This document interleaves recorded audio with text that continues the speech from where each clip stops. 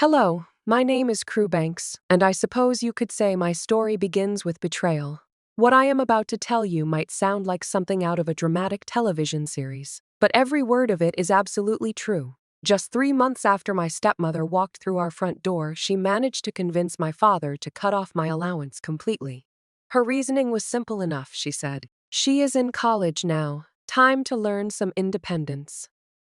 Yet her own daughter continued receiving $3,000 every single month without fail. Not a penny less. I survived on nothing but dinner rolls for an entire week at school, my stomach gnawing at itself until I simply could not bear another moment. With trembling hands, I finally placed that desperate call to my grandfather in Australia, the man I had barely spoken to since my mother's funeral. That night at precisely 2 o'clock in the morning, my uncle arrived at our Beverly Hills doorstep accompanied by 5 impeccably dressed attorneys in perfectly tailored suits. The color drained from my father's and stepmother's faces, instantly leaving them pale as winter snow. The Beverly Hills Estate District at 2 in the morning was as silent as a vast graveyard, its mansions standing like monuments to wealth and privilege. The heavy knocking echoed through the stillness, each thud striking against my heart like a hammer blow. I huddled in the shadows of the second-floor staircase landing, feeling like a ghost who had no right to exist in this place that was supposedly my home. Downstairs, the motion sensor light in the foyer flickered to life with a sharp buzz. I could hear Jet Banks cursing irritably through the heavy wooden door. For heaven's sake, who could that be at this ungodly hour? Beside him, Hope Banks wrapped her silk robe more tightly around herself, complaining sleepily. Probably the property management company about those overdue fees. We told them we would pay tomorrow. When the door swung open, the cold night air rushed in carrying an unfamiliar, ominous energy. The irritation and drowsiness on Jet and Hope Banks's froze instantly into a kind of comical bewilderment as they took in the scene before them. The man at the front stood tall as a pine tree in his perfectly tailored black Armani suit. Behind him were 5 men dressed identically, each one carrying a Louis Vuitton briefcase. Their expressions stern and professional, like an elite legal team that had stepped directly out of a Hollywood courtroom drama. The very air seemed to have been sucked out of the space. Jet Banks stood there with his mouth half open, unable to form a single word. Hope Banks instinctively clutched his arm tighter, her carefully applied makeup unable to hide how quickly the blood was draining from her face. "May I ask who you are?" Jet Banks finally managed to find his voice, though it sounded as dry as sandpaper scraping against wood. The lead man's gaze moved past them both, landing with precise accuracy on my hiding spot in the stairway corner. Those eyes were cold and sharp, yet carried an almost imperceptible hint of pain and compassion. He was my uncle, Christopher Walsh. I had only seen him once before, at my mother's funeral when I was very small. Christopher Walsh. He spoke, each syllable dropping like a piece of ice onto the marble floor. "I am here at the request of Mr. Walsh Sr. to address matters concerning my niece Crewbank's living situation." His voice carried no warmth whatsoever, echoing clearly through the spacious foyer. My grandfather. My eyes immediately filled with burning tears. Hope Banks reacted with remarkable speed. She quickly released Jet Banks' arm and arranged her face into a perfect, virtuous stepmother smile. "Oh my goodness, you must be Crew's uncle. This is all just a terrible misunderstanding," she gushed, attempting to step forward but being forced back by Christopher Walsh's icy stare. "Jet and I only want what is best for the child. We thought it would be good to give her some independence, help her learn to stand on her own 2 feet. Her voice was sickeningly sweet, each word like poison wrapped in sugar coating. Independence. Was that what they called cutting off my meager $1,500 monthly allowance while giving her daughter Madison $30,000 every month? Was that their idea of helping me learn independence by forcing me to survive on bread donated by sympathetic classmates because I could not even afford the cheapest meals in the dining hall? My fingernails dug so deeply into my palms that the pain was the only thing keeping me conscious and alert. Christopher Walsh did not even spare her a single glance. He completely ignored her presence, treating her as though she were nothing more than an annoying cloud of air. He turned slightly. "Anderson, if you please." A lawyer wearing gold-rimmed glasses immediately stepped forward, opened his briefcase, and withdrew a document. According to the prenuptial property agreement signed 20 years ago between Elena Walsh and Jet Banks. The lawyer's voice was steady and crystal clear, like a surgeon's scalpel precisely cutting through the false surface of this household. Elena Walsh was my mother's name. Jet Banks' complexion could no longer be described as merely unpleasant. His face had turned an ashen gray that spoke of impending collapse. Section 4. Subsection 3 of the agreement clearly states that the Beverly Hills residence located on Rodeo Drive, currently occupied by Mr. Jet Banks, is owned entirely and exclusively by Elena Walsh. Miss Crewbanks, as the sole legal heir of Elena Walsh, possesses complete ownership of this property. The living room fell so silent you could hear everyone's breathing, or rather their labored gasping. Jet Banks' chest rose and fell violently as he pointed at the lawyer, his lips trembling with rage. "That is completely false. This house was purchased after our marriage. It is marital property." His voice was shrill with the kind of anger that comes from being exposed. Anderson calmly handed him a second document. "Mr. Banks, this documentation shows the complete financial records for the home purchase. The total amount of $18 million was paid entirely through direct transfer from the Walsh Family Overseas Trust Fund. The purchase contract bears only Elena Walsh's signature. You, sir, had absolutely nothing to do with it." I heard something explode in Hope Banks' mind with an audible crash. Her beautiful face contorted as she could no longer maintain her composed facade. "What exactly are you implying?" she shrieked, her voice as grating as fingernails scraping across a chalkboard.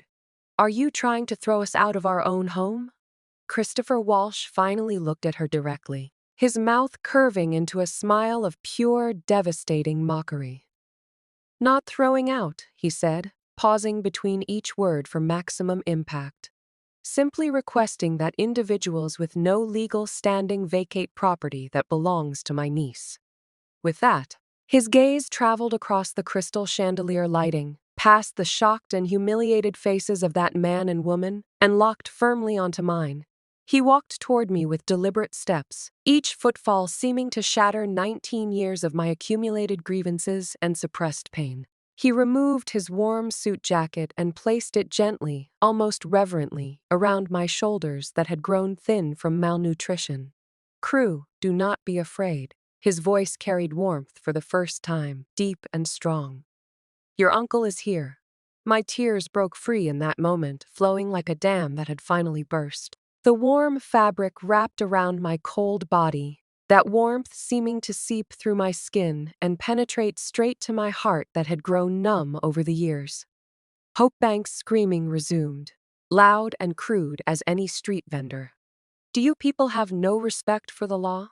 Breaking into someone's home in the middle of the night constitutes illegal entry." She tried to rush toward us but was firmly restrained by Jet Banks. "Enough! Have you not embarrassed us sufficiently?"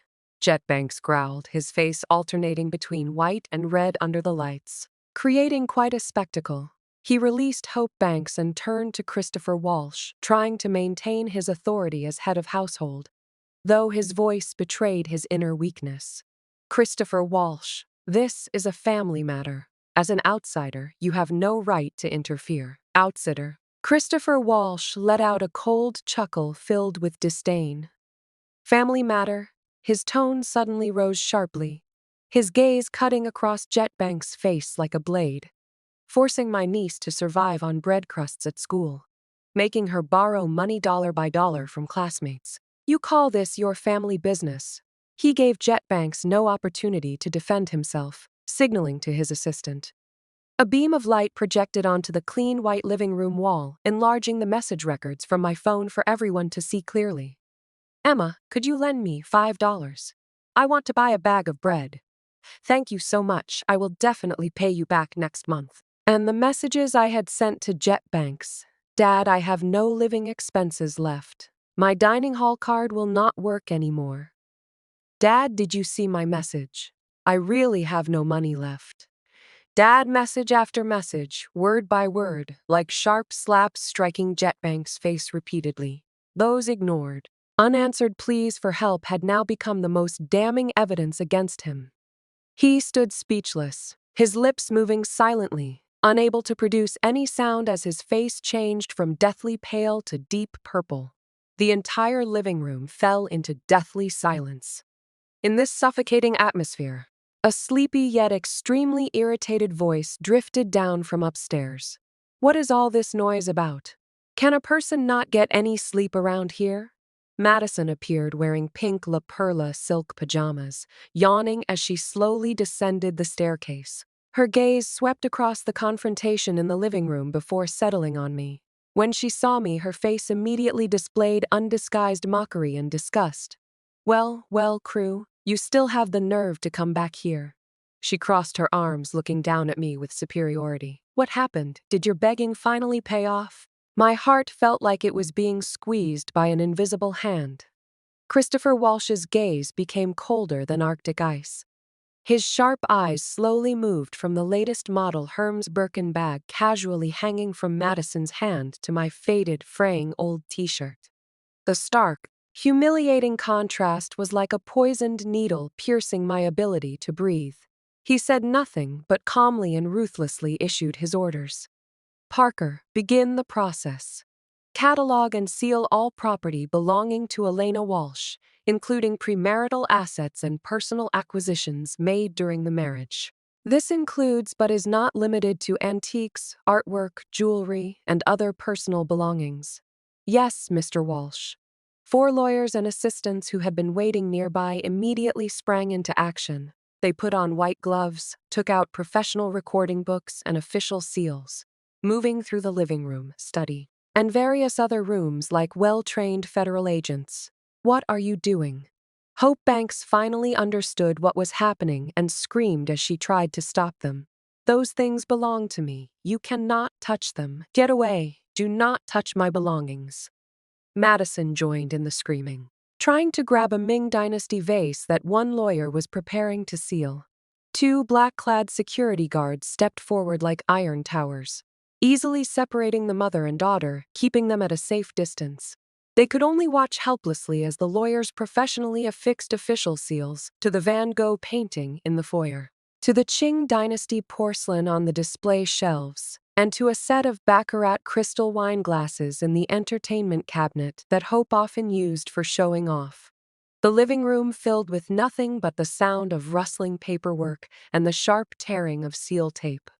These sounds at this moment were remarkably pleasant to my ears. I watched Hope Banks and Madison's faces contort with anger and helplessness, feeling not the slightest bit of pity, shame, humiliation.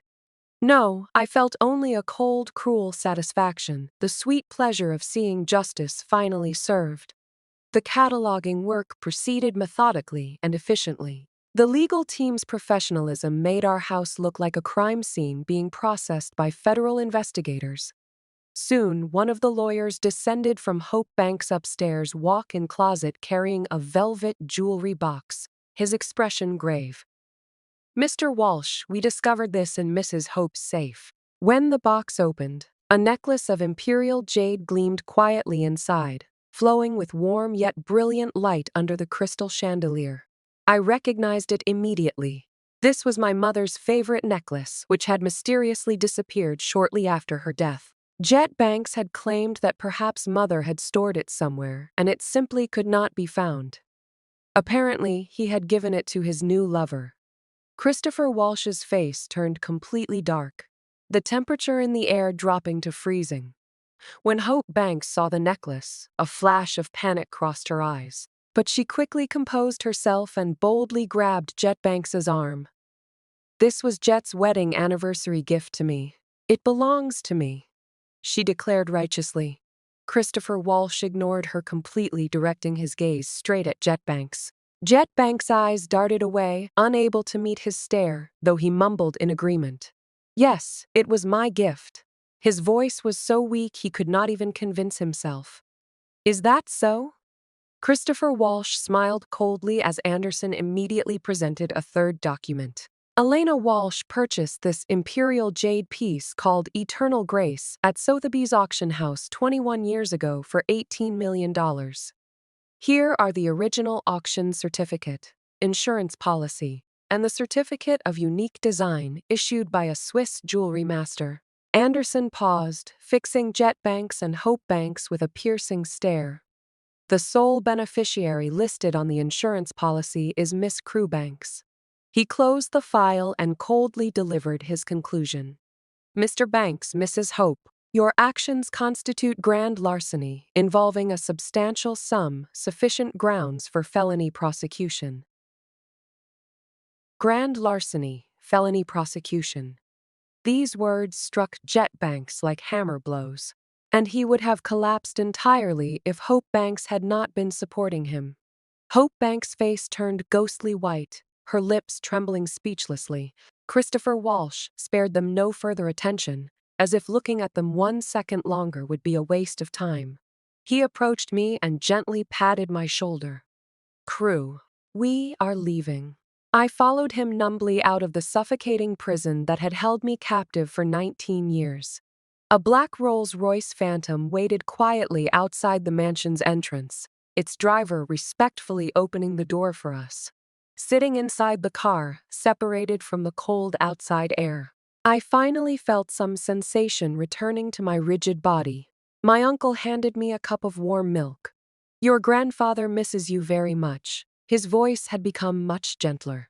All these years, Jet Banks used various excuses, claiming you were preparing for SATs or participating in school activities, to prevent us from contacting you. My heart sank lower. So it was not that grandfather did not care about me, but rather that Jet Banks, my own biological father, had personally severed the last connection between me and my family. Crew, there is something you need to know. My uncle looked at me with complex emotions in his eyes. What your mother left you was not just a house and some jewelry. She established a trust fund for you. The soft lighting inside the car was gentle, but every word my uncle spoke made me feel dizzy. On your 20th birthday, or when you found yourself in extreme hardship and actively sought help from the Walsh family, this fund would be activated. The phone call you made today triggered the fund's emergency provisions. My head was buzzing, completely unable to process this information. A trust fund. This was something I had only read about in Forbes magazine. How much money is in this fund? I heard my own voice trembling. Christopher Walsh remained silent for a moment before revealing a figure I could never have imagined in my wildest dreams. According to today's market valuation, the total value exceeds $1 billion. I felt as though my breath had been stolen away. I, someone who had been worrying about a few dollars for bread just days ago, had suddenly become a billionaire. Jet Banks was merely your nominal guardian. The foundation transferred a substantial monthly allowance to his account specifically for your living expenses and education, far more than most families ever see. My uncle's voice continued like he was telling a story that had nothing to do with me. But he clearly misappropriated those funds and attempted to permanently conceal the existence of this trust from you. Outside the car window, Los Angeles nightscape flew by in reverse. Neon lights cast shifting shadows across my face. I did not cry, nor did I laugh. I simply felt that my first 19 years of life had been an absurd, tragic, and enormously huge lie. My uncle arranged for me to stay in the presidential suite at the Four Seasons Hotel in Beverly Hills. Opening the door revealed enormous floor-to-ceiling windows overlooking the entire Los Angeles skyline. The room was spaciously elegant, with crystal chandeliers casting warm yet surreal light throughout. Soon, a nutritionist, family doctor, and stylist appeared. People whose job titles I had only seen in Vogue magazine, all bustling around me with professional attention. The next morning, standing before the mirror, I barely recognized the person looking back at me. My pale complexion was covered by skillfully applied light makeup, revealing naturally delicate features that had been hidden before. Instead of my faded old clothes, I wore a perfectly tailored cream-colored Chanel dress that elegantly highlighted my overly slender waist, the result of prolonged malnutrition. The person in the mirror was a stranger, yet somehow carried echoes of my mother, returning to UCLA. The first thing I did was find Emma, the classmate who had lent me money before. I pressed $2,000 into her hands, and despite her astonished expression, took her to the most expensive restaurant near campus, ordering a table full of her favorite dishes. "Crew, did you win the lottery or something?" she asked carefully. I smiled without explaining. I just needed her to know that her kindness had been rewarded. However, while genuine kindness is rare in this world, malice never seems to be in short supply. Just one day later, rumors about me began spreading throughout the school. "Did you hear? Crew Banks from the business school is being kept by someone. Really, with her skinny appearance?" Absolutely true. Someone saw her getting out of a luxury car and staying in a presidential suite. My goodness, you never can tell. Some people will do anything for money. Madison was at the center of this storm, vividly describing to her circle of friends how I had become a fallen woman who sold herself for money. Soon, my advisor, Professor Johnson, called me to her office. Sitting across from her desk, I could see her eyes filled with suspicion and distrust. "Crew, I have been hearing some disturbing rumors about you recently." She paused, her tone becoming heavily paternal. "Young women must maintain their self-respect. Do not let temporary vanity lead you down the wrong path." I did not defend myself. I knew that when people have already decided what they believe to be true, words become meaningless. I simply looked at her calmly. "Professor, I will let the facts speak for themselves." Leaving her office, I saw the post on the school bulletin board that had ignited this entire situation. The title was in red, bold letters. "Exposing the true face of our school's so-called pure girl." Below were photographs of me stepping out of the Rolls-Royce late at night and walking through the Four Seasons Hotel entrance. The photos were taken from deliberately misleading angles, intentionally blurring my uncle's figure while leaving only my silhouette and the driver's back, creating an atmosphere of impropriety. The post content was filled with vicious speculation and disgusting accusations. The poster was anonymous, but I knew it had to be Madison. Students passing by began pointing and whispering about me. Their gazes carried curiosity, contempt, and cruel satisfaction. Those stares felt like countless tiny needles piercing my skin. I thought I would break down, cry, or tear down that post like a madwoman. But I did not. Instead, my heart felt strangely calm, like the deep ocean stillness that precedes a terrible storm. I took out my phone and sent my uncle a message. "Uncle, I need your help." In front of the entire school. The school's main auditorium was packed with excited voices. A public lecture about young entrepreneurs and startup experiences was about to begin. Nearly every student interested in careers and business ventures had gathered there. As I approached the auditorium entrance, several people blocked my path. It was Madison and her group of so-called best friends. "Crew, you still have the nerve to show your face here." Madison stood with her arms crossed, chin raised high like a proud peacock. She deliberately raised her voice to ensure everyone nearby could hear. "Oh my, that is an expensive outfit. Didn't go back to your dorm last night. How was servicing your sugar daddy?" The surrounding gazes immediately focused on me, filled with undisguised malice and mockery. I looked at her coldly, studying her face twisted with jealousy. "Where I live is none of your business." My calm response seemed to infuriate her further. She became even more aggressive, pointing her finger at my nose with a shrill voice. "People like you are a disgrace to our school, corrupting our academic environment, utterly shameless. You would do anything for money. How can you face your dead aunt?" She mentioned my mother, my fists clenched tightly at my sides. Just as the volcano inside me was about to erupt, sharp screeching brake sounds cut through the noisy crowd. 3 black Bentley sedans arranged in an intimidating formation stopped in the plaza outside the auditorium. The doors opened, and my Uncle Christopher Walsh emerged from the center vehicle, surrounded by a group of impeccably dressed professionals.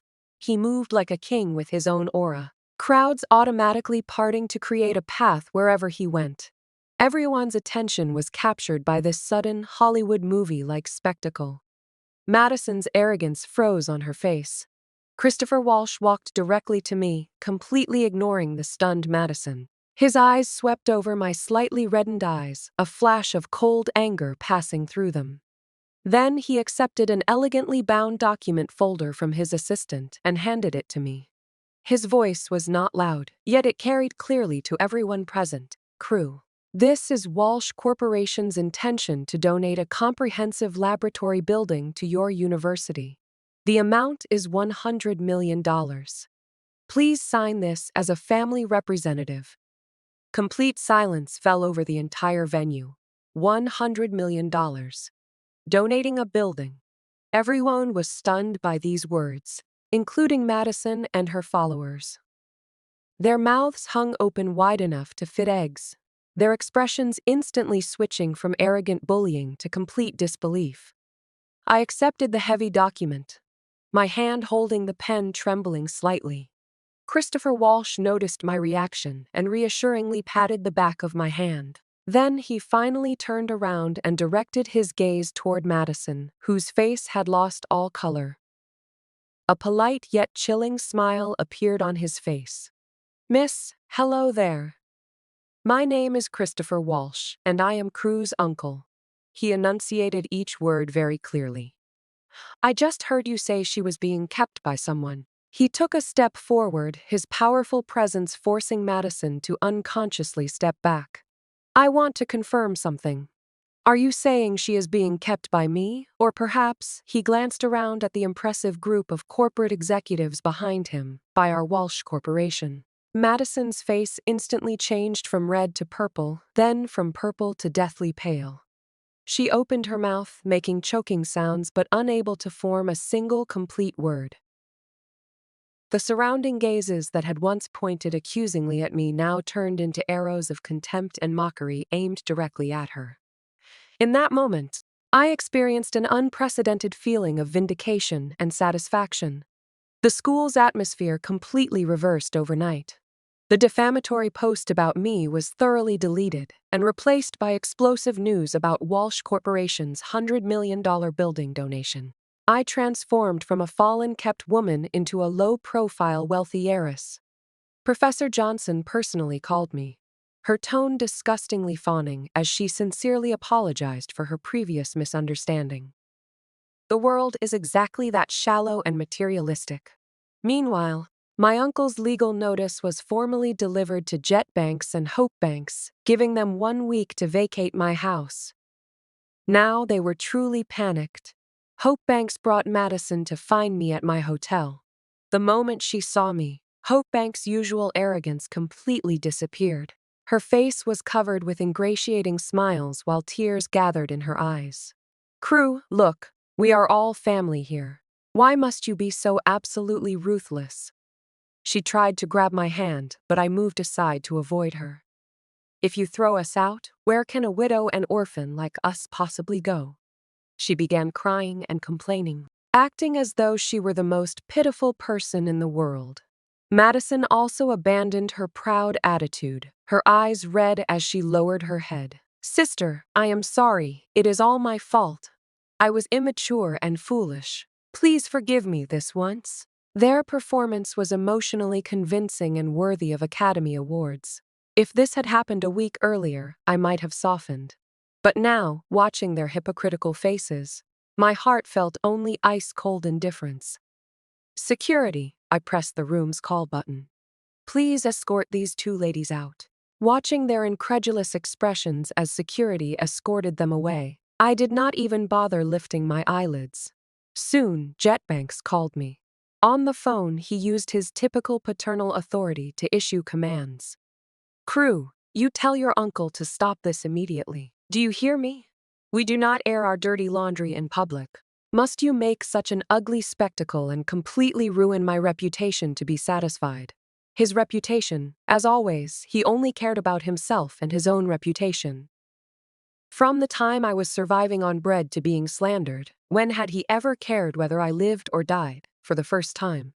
I hung up the phone before he finished speaking, and I blocked his number. The one-week deadline quickly arrived. Hope Banks and Madison clearly had not taken the legal notice seriously, still refusing to leave the mansion. They probably thought that law yields to human sentiment and I would eventually soften. They underestimated me and overestimated themselves. My uncle had his lawyers file for court-ordered enforcement. Moving trucks and sheriff's vehicles parked outside the mansion, drawing countless neighbors to watch the spectacle. Under sheriff supervision, workers began removing Hope Banks and Madison's belongings from the house they had occupied for years, piling everything on the street outside. Designer handbags, Jimmy Choo high heels, beautiful clothes scattered across the ground in complete disarray. Hope Banks completely lost her mind, sitting on the ground like a common street vendor, slapping her thighs while loudly cursing at the gathered crowd. She cursed my lack of filial piety and accused the Walsh family of bullying with their power. Her image was completely destroyed under the neighbors' contemptuous gazes. Meanwhile, I sat in my uncle's car watching a completely different scene unfold outside my window. This row of commercial properties was purchased by your mother years ago. Current annual rental income is approximately $8 million.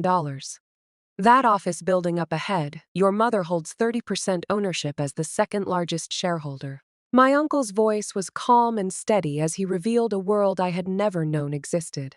Looking at those prosperous properties outside the window, my heart felt no wild joy, only a distant sense of calm. So this was the life I should have had. Jet Bank's company was in serious trouble. After offending the powerful Walsh Corporation, his former business partners hastily canceled their contracts with him like they were avoiding a plague. Cash flow dried up, orders were canceled, and the company faced unprecedented financial crisis. He finally swallowed his pathetic pride. That afternoon, he waited outside my school entrance.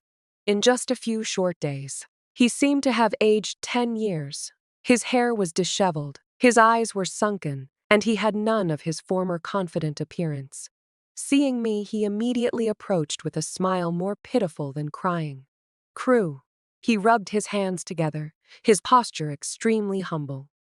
"Daddy made a mistake. Daddy is so sorry. It was all Hope's fault, that witch. She deceived me. In my heart, I still love you."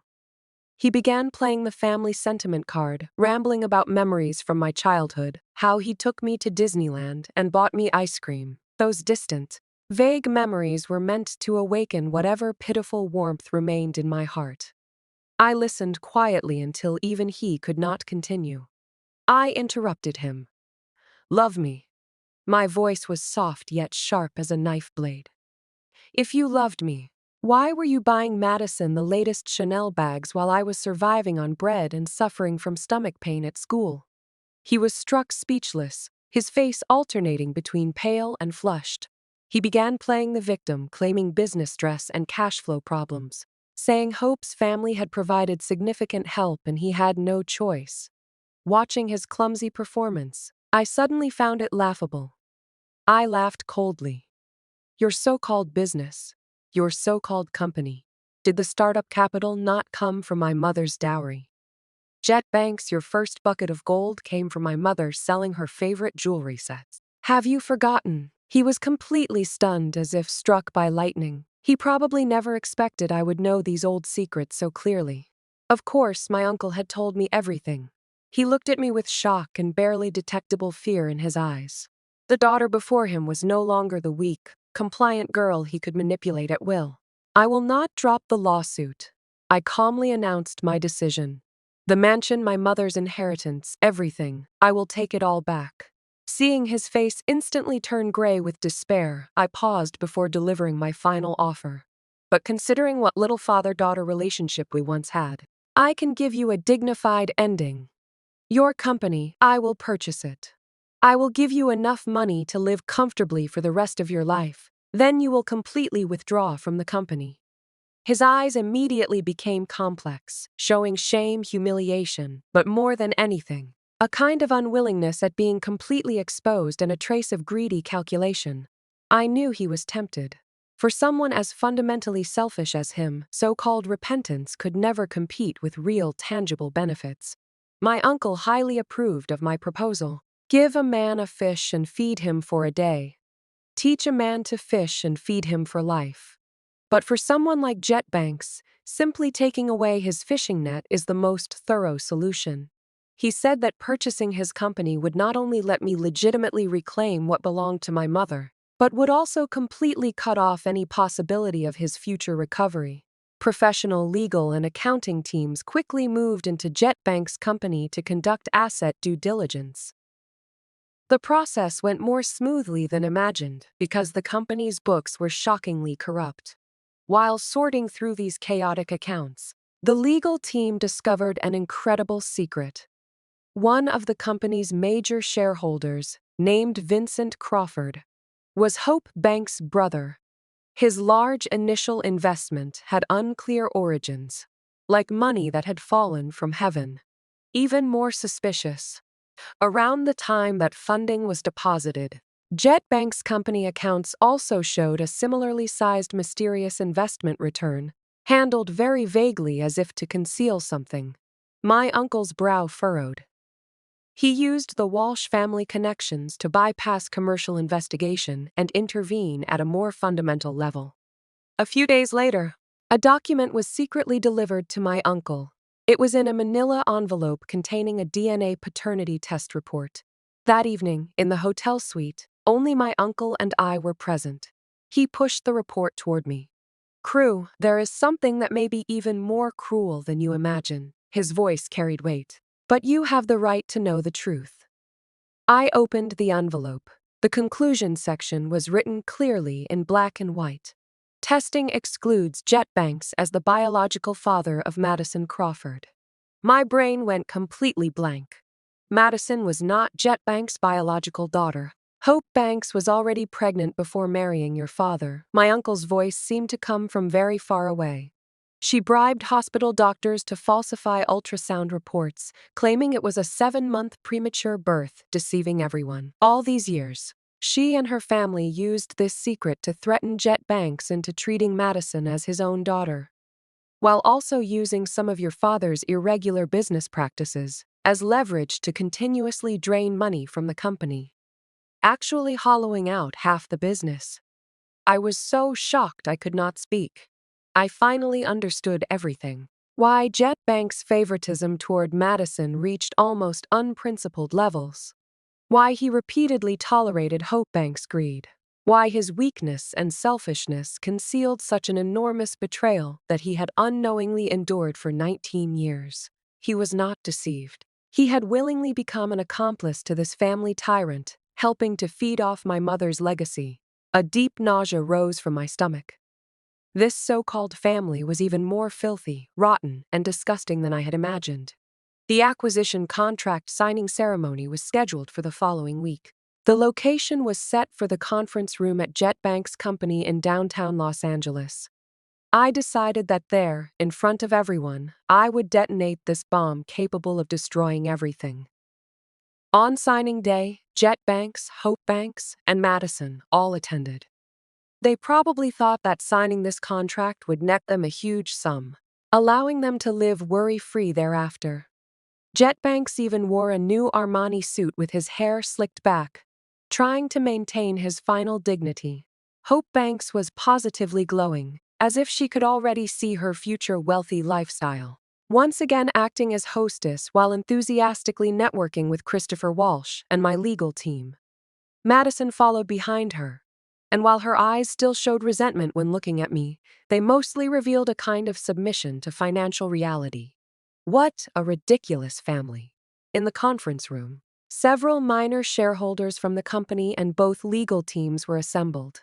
Before signing, I signaled to my chief counsel.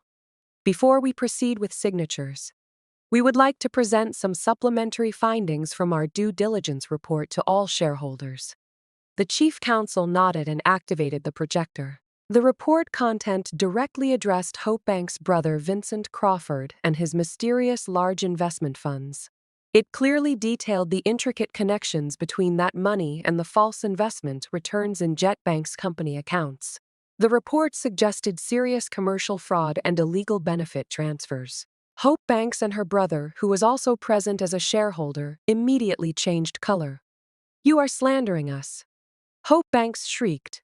Jet Banks' expression also became extremely ugly. He never expected we would investigate this deeply. I ignored their protests. From my bag, I removed a copy of the DNA paternity test report and slowly, deliberately tossed it onto the center of the conference table. The paper slid perfectly in front of Madison. Everyone's attention was drawn to this unexpected document. I stood up, my gaze passing over everyone to focus directly on Jet Banks in the head chair. My voice was ice-cold, crystal clear, carrying a trace of cruel satisfaction. "Dad," I addressed him. "Your precious daughter that you worked so hard to raise for 19 years shares absolutely no blood relation with you. How does it feel to have been cuckolded for 19 years? Are you happy?" As that last word fell, the entire room erupted. Jet Banks' body stiffened as if struck by lightning. He stared at the report in disbelief, his hands trembling as he reached for it, then pulled back as if burned. His gaze slowly, stiffly turned toward Hope Banks. Those eyes held shock, humiliation, rage at being deceived for half a lifetime, and finally all of it transformed into destructive madness. "You witch!" he roared like an enraged beast, lunging forward. Hope Banks completely collapsed. Instead of looking at Jet Banks, she screamed while trying to rush forward and destroy the report. "It is fake, all lies. Crew, you little witch. You forged evidence to frame me." Christopher Walsh's security easily restrained her. Madison, upon seeing that conclusion clearly written on the report, instantly lost all color, her body going limp as she collapsed into her chair, eyes vacant like a puppet whose soul had been extracted. This carefully prepared signing ceremony ultimately became the most humiliating, melodramatic farce imaginable. With the truth fully exposed, Jet Banks and Hope Banks completely turned on each other. In that dignified conference room, in front of all shareholders and attorneys, they engaged in the most undignified physical and verbal combat, revealing each other's secrets. Jet Banks called Hope Banks a shameless whore and accused her entire family of being blood-sucking parasites. Hope Banks screamed back, exposing all his shady business dealings over the years, and how he had embezzled company funds to support other women. This farce caused the company's stock value to collapse overnight. Shareholders scrambled to sell their holdings to protect themselves. I ultimately acquired this hollowed-out company at nearly rock-bottom prices. Jet Banks and Hope Banks quickly divorced. Due to Hope Banks' marital fraud and asset transfer, Jet Banks' lawyers ensured she left with essentially nothing. Hope Banks and her brother faced FBI investigation for commercial fraud and embezzlement. Madison could not accept the truth about her parentage or the reality of falling from wealth to poverty. Her mental state completely deteriorated, and she was taken away by Hope Banks' real family, disappearing forever from my world. Several months later, all the dust had settled. Jet Banks came to see me again on a rainy afternoon. He seemed to have truly aged 20 years, with a hunched back and mostly gray hair. He stood outside my Beverly Hills office building, held back by security, looking pathetic and pitiful. I had my secretary bring him to a small meeting room. The moment he saw me, he began crying. A man nearly 50 years old wept uncontrollably before me. He begged for my forgiveness, claiming he knew he was wrong, saying he regretted everything, hoping I would care for him in his old age out of family duty. I watched him quietly until his sobbing subsided. I took a bank card from my purse and placed it on the table in front of him. "This contains $2 million. I watched his eyes immediately brighten with greed, and the last ripple of emotion in my heart disappeared. "This is not forgiveness," I told him. "This is a buyout. From this moment forward, any father-daughter relationship between us is completely severed. You go your way, I go mine. And we have absolutely no connection whatsoever. Consider this money payment from my mother for all the years you spent playing the clown." He held the card with trembling hands. Then he broke down crying even harder than before. I could not tell how much of those tears were regret versus grief over losing me as his golden goose. But none of that concerned me anymore. I turned and left without looking back, without the slightest hesitation or sentimentality. Walking out of that building, the rain had stopped and sunlight broke through the clouds. The warmth felt good on my skin. I knew I had finally entirely emerged from the shadows of those first 19 years. I thoroughly restructured the acquired company, eliminating all corrupt influences from jet banks and hope banks. Then I renamed it Elena Corporation, using my mother's name. This served both as a memorial to her and as a declaration. Under my uncle's careful guidance, I threw myself wholeheartedly into business management. Perhaps I had inherited my mother's commercial genes because I displayed talents I never knew I possessed. I studied financial reports, learned investment analysis, met with clients, and proved cold and sharp in negotiations, quickly earning respect from company veterans. I was no longer a little girl needing protection. I began learning to create my own world. After the corporation stabilized, the first thing I did was use part of the funds to establish a scholarship foundation in Elena Corporation's name. The foundation was called Hope's Light. It specifically helped outstanding college students who, like I once was, faced financial hardship due to family changes.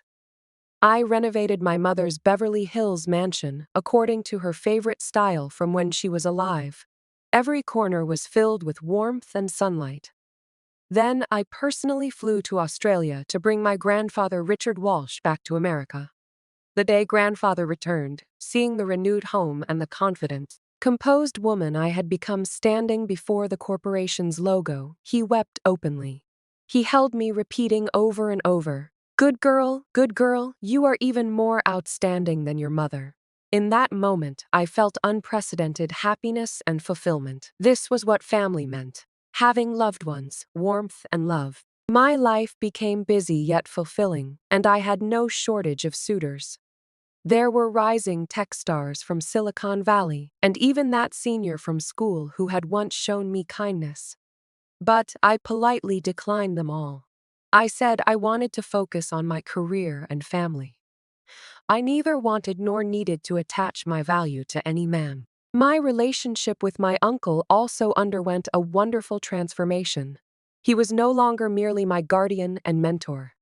After numerous business negotiations where we fought side by side, we became the closest allies and most trusted family. On weekend afternoons, I would often visit my mother alone at Hollywood Hills Cemetery. I brought bouquets of her favorite white lilies. Sitting beside her headstone, I would tell her about the company's new projects, about grandfather's good health, about how uncle still got flustered over my bold decisions. California sunshine filtered through palm trees, falling across my face. I could finally smile with genuine confidence and radiance. I knew she could see me from heaven. She would definitely be proud of me. 1 year later, under my leadership, Elena Corporation successfully went public on NASDAQ. The corporation's market value increased tenfold. As the youngest female CEO in history, I stood in the world's spotlight. At the bell-ringing ceremony, I gave a speech. I thanked my grandfather, my uncle, and finally my mother, Elena Walsh. She taught me that even in darkness, we must turn toward light. She helped me understand that feminine strength can be resilient, gentle, and capable of creating unlimited possibilities. CNBC was broadcasting this moment globally. In another part of Los Angeles, in a shabby, dim motel room, Jet Banks was eating a microwave dinner while drinking the cheapest beer. He watched his brilliant daughter speak confidently on television, his eyes filled with complex, intense regret. He picked up his phone, trembling as he tried to dial that familiar number. The receiver produced only a cold, automated message. "The number you have dialed is no longer in service." He dejectedly set down his phone, drained his beer in one gulp, and let murky tears flow down his cheeks. He had permanently lost any way to contact me. In a noisy supermarket, Madison wore a cashier's uniform, numbly scanning items for customers. The wall-mounted television was also broadcasting my news. She glanced up briefly with vacant eyes, then quickly, as if burned, looked down and continued her daily mechanical work. Meanwhile, Hope Banks was probably wearing orange prison attire, performing labor in a California women's correctional facility. She might see this broadcast on the prison television, or she might not. But none of that mattered anymore. The final scene focused on the celebration party.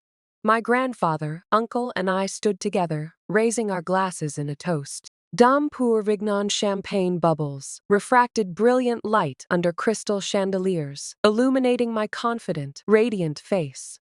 My future stretched bright and limitless. My life was finally, completely under my own control. All the past suffering and hurt had transformed into the strongest foundation beneath my feet. Some say that when you gaze into the abyss gazes back into you. But they forgot to mention the second half. When you choose to turn around and embrace the light with all your strength, the abyss behind you ceases to exist.